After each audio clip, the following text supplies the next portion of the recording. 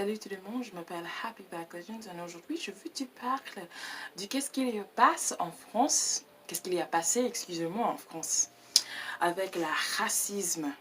Yes, est-ce que je suis porté la même veste que je porte dans toutes mes vidéos? Oui. Est-ce que je porte cette chapeau car je veux pas pour toi de voir mes cheveux? Oui. As many of you guys know, like, hi, hello, I speak French. Like everyone else in 2007, I saw Ratatouille, the motion hit that it was, and for some reason, that movie, like, has stuck with me my whole life, and that movie led me down this path of, like, being obsessed with, like, French. And I've spent a lot of time in my life learning French. I try to keep up with French politics, and I try to keep up with what's happening in France, and I also try to watch like French news. And so this sort of reached my radar a few days ago, and I just wanted to talk about it because I feel like America, we're very like, how America is built and how America is set up is we're very like pro-America and American. I feel like we rarely ever get a chance to talk about news that happens worldwide. And since I do have this platform in this space, I would like to use it for things that are of interest to me. And this is of interest to me for numerous reasons. Number one, it involves, like I mentioned, France and French culture. Number two, it involves racism. And these are issues that are near and dear to my heart. These are issues that I care a lot about, and I just want to talk about it. So before I get started, I just want to say that La France a une histoire du racisme. Like, France has a history of racism, and instead of like talking about it par en raison que je suis pas certaine que I don't really know, but les Français n'aiment pas parler de leur racisme, de leur histoire avec les esclaves. French people hate talking about like their racist history. French people, honestly, and I've noticed this, they're very, very, very patriotic. And in my opinion, this isn't the video, but there's a very fine line between patriotism and nationalism. And as an American, that is an issue that I think is extremely American, but I do see that across the world, you know, of course.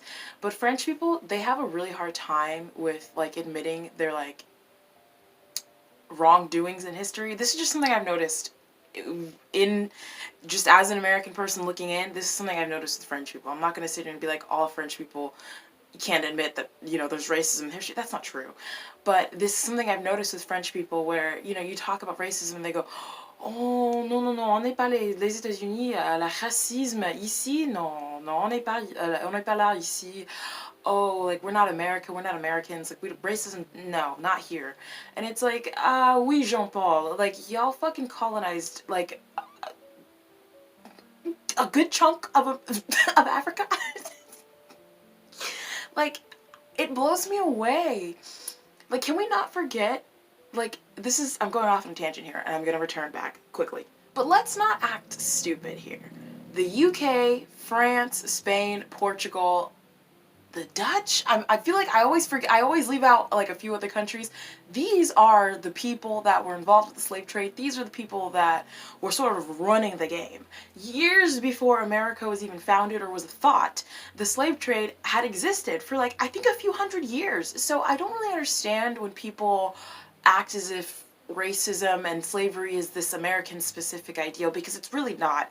And I've talked about this before in a few other videos. I'm not going to go off too hard and long on this, but this is a global, international issue. Racism exists not within just the confines of black versus white. Racism exists in many cultures, in many different contexts. There's even intercultural fighting in many cultures and communities. So let's not act brand new here.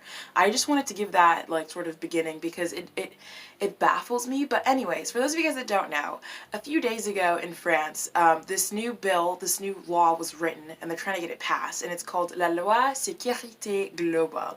Basically, global safety, like global security law. And basically what it states is that it would make it illegal to film police officers while they're on duty. And they're stating that this is to protect police officers from persecution while they're off duty. Like, this is to prevent, because here's what happens a lot of time. The police do something they're not supposed to fucking do.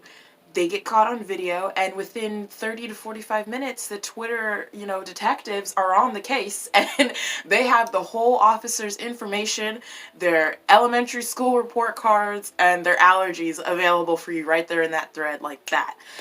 And so the French government is trying to say, hey, look, we're concerned about sécurité. Oh, we have to protect our people. Well, this law was written, and immediately, if there's one thing French people know how to fucking do, it's they know how to protest, okay? French people, they love a good protest. French people are constantly protesting, like, all the fucking time. They love a good manifestation, une demonstration. That is what they do. That is what they're known for, and they're really good at it. And so immediately when this, like, bill was written, people were like, nah, fuck that. Like, are you kidding me? We just had 2020, a year full of the spotlight on Black Lives Matter, on police brutality, and you guys are really trying to write this law? Like, are you serious? A few days later, like, while all of this is going on, guess what happens? Like, just take a gander. Guess. Qu'est-ce que tu penses? Qu'est-ce que tu penses il y a passé?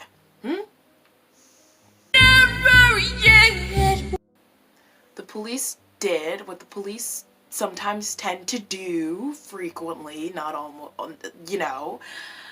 they, misuse their power, and they entered a black music producer. His name is Michèle Zecler. Michel Zecler, il est un producteur de musique. He is a music producer, and they entered into his studio, and they physically beat the shit out of him. Like, they beat the fuck out of him. Like, they drew blood. Michel, allegedly, he's claiming that allegedly they did refer to him as the N-word, which...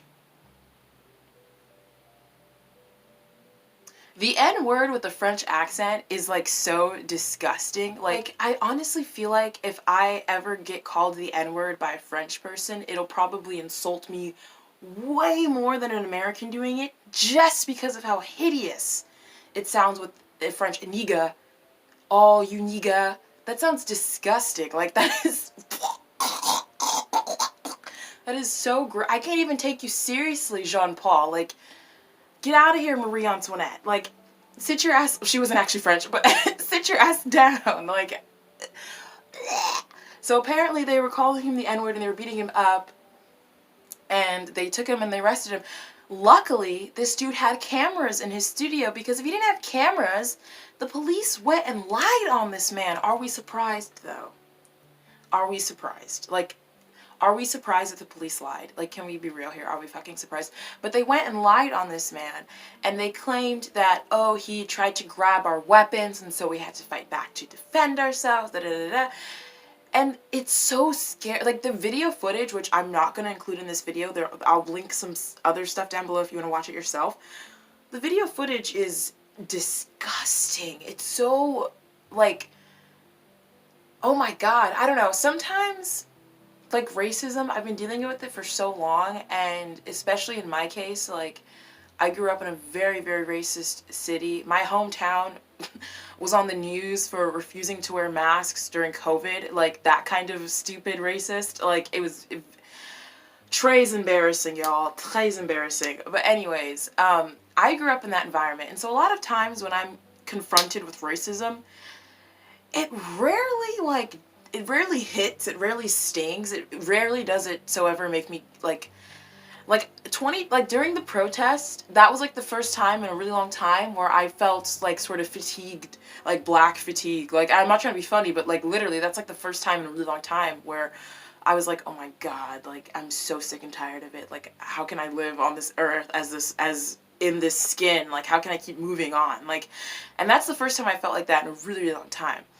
But reading this story and, like, seeing the footage, it sort of gave me that, like, ouch again. Like, that sting of racism. Because it's just so, like, oh my God, if this dude didn't have cameras, we wouldn't know. He would probably be in jail somewhere. And that's just crazy to think about. That's insane to think about. It's just, like, it's crazy. You know what I mean? Like, think about it. It's just, like, there's so many stories that we know. But think about how many stories we don't know. Think about all the people that have been treated unjustly within their lifetimes, people that have long and gone and passed, and their stories are, we don't know their stories. There was never an account of the abuse that have happened to some people in this country. And that, like, I mean, I know this took place in France, but I'm relating back to myself. It's like, whoa, you know what I mean? So I believe, you know, Michel is trying to sue, which he should, and Macron, oh la la, Macron. When Macron was elected, and like all these protests were like, cause like I said, French people, they love a good protest. People were protesting against him. People were like so, like they were so anti-Macron, and I didn't really, and I still don't fully understand a lot of like the immediate hatred towards him. Like there are things this man has said and done, which I'm about to get into, that I don't agree with at all and I think are disgusting. But I guess for me, like, we had Trump, and so I was like, you know, Macron isn't so bad. Like, maybe that's honestly my thought process, but we're gonna get into Macron's, like, some of the shit he's done that I know of that I'm not, you know, for, obviously. But Macron was like, oh, it is a shame. It is a shame for this to happen in France. Oh, it is a shame. It's a shame that your country is trying to pass a bill, trying to get this law written that prevents people from, like, holding their government accountable. Especially in a country like France. I mean, let's talk about this for a moment. France has inspired the way America is governed. France has inspired democratic philosophies for numerous countries. French people, and when we talk about his history, you know, there's a lot of talk about freedom and personal rights and liberté, and oh, you have, you know, and it's crazy to me that a country that believes in that is founded on those ideals, could then swing so far in the other direction. That's like insanity to me. And Macron, en fait, honestly, dude, like, it's a shame that France is the way it is now. It's a shame that a month ago, Muslim women were stabbed and attacked near the Eiffel Tower. That's what's a fucking shame. There's rising racial tension in France, and it's sickening. It's disgusting. And honestly, it's really sad to see. Like, it's just sad, and it's like, damn, where can people go?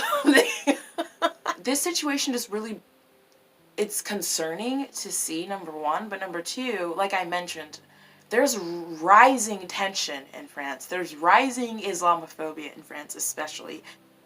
It's just going to be interesting to see how France deals with this in the upcoming days, in the upcoming weeks. I mean, as I'm filming this, I believe it's like 4 or 5 o'clock in France right now, and I know that there are protests going on currently against la loi sécurité globale, as there should be. Like I said, French people, they love a good protest. That's what they're known for. That's something that they're good at. It runs in their blood, through their veins. And I support them through these protests, and I hope that this does not get passed. This would be such an act of, like, how are you supposed... It just blows me away. Like, you're literally telling people that they're not allowed to hold, like, their government accountable. That's, like, fascism. Like, what in the... Big Brother is 1984. Like, what is going on here? Like, and, like, it's crazy. I just want to, like, before I finish the video, I just want to go back to the Muslim women attacks. It's, like, crazy because in that video, you can literally hear them say, like, appelez la police, appelez la police. Like, they are screaming and terrified for their lives. And these women were stabbed because they asked these people simply to just put their dogs on a leash because their dogs were scaring the children. And instead of responding, even saying, like, no, okay, have a good day, I'm gonna go, I guess, because, like, okay. But they didn't just say no. These motherfuckers started stabbing them, and they were saying all sorts of xenophobic shit that you would expect, that you hear in America. You know, go back to your country, shit like that.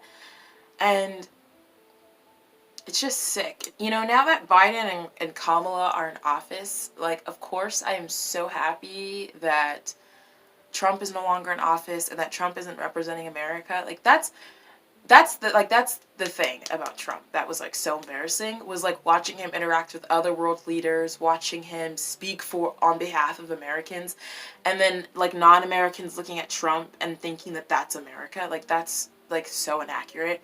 And so I'm so happy that that cheese curd is out of the office. But but I do have a fear that people are sort of going to get lazy politically. People are going to start to feel a little safe.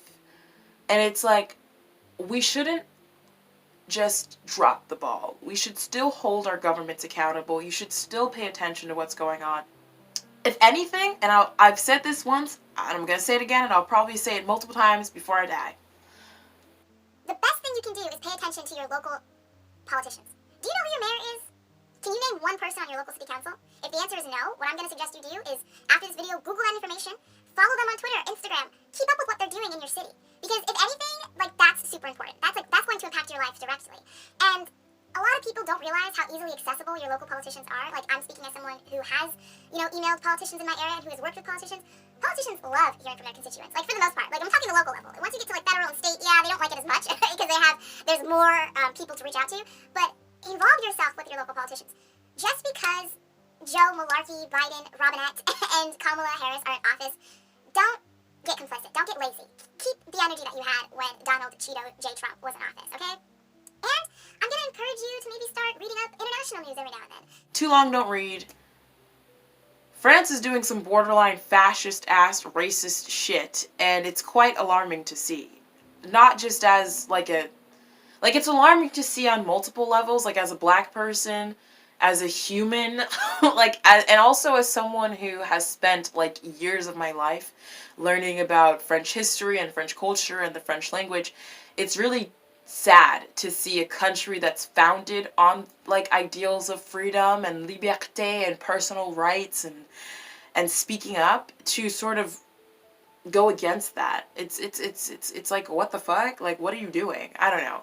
It's not super surprising at the same time, though, because, like I mentioned, France has a long and extensive history of racism, and this is a conversation we really need to start having about racism in other countries, especially Europe, because I feel like a lot of people give Europeans a pass, and it's like, let's not forget, let's not act stupid, let's not act brand new, period, end of the video.